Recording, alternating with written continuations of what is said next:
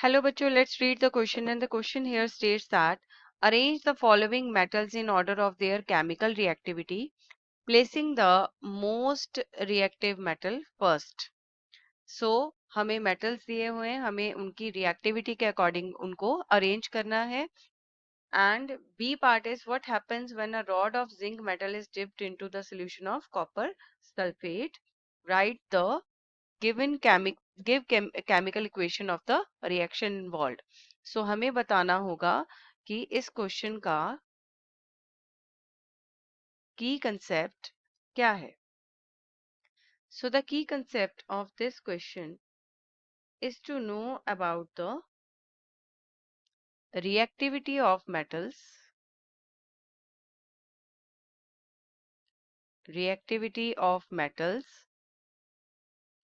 and different chemical reactions of metals.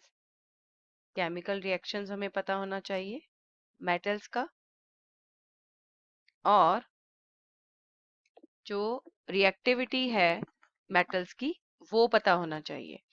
Now coming on to the part A. अब A part में हमें reactivity बतानी है इन metals की जो दी हुई है. सो अगर हम रिएक्टिविटी सीरीज को देखें जो गिवन है, रिएक्टिविटी सीरीज में सबसे पहले जो मोस्ट रिएक्टिव मेटल है that is sodium. So we will write here sodium. उसके बाद आता है calcium.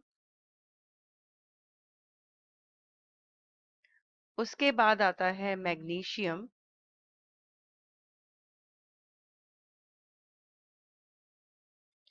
Then zinc. then iron, then lead,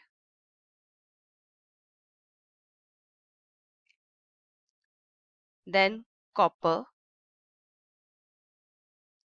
तो ये है सारी सीरीज का ऑर्डर जो in the order of decreasing में लिखा गया है, यानी कि सबसे पहले सबसे रिएक्टिव मेटल, उसके बाद जो लीस्ट रिएक्टिव मेटल है हम उसकी तरफ प्रोसीड करते हैं. Now coming on to the part B. अब बी पार्ट में हमें पूछा गया है कि क्या होता है जब जिंक जो है, जिंक का रॉड वो कॉपर सल्फेट सॉल्यूशन में डिप किया जाता है. तो let's write the equation. Copper in zinc in solid form plus copper sulphate in aqueous form.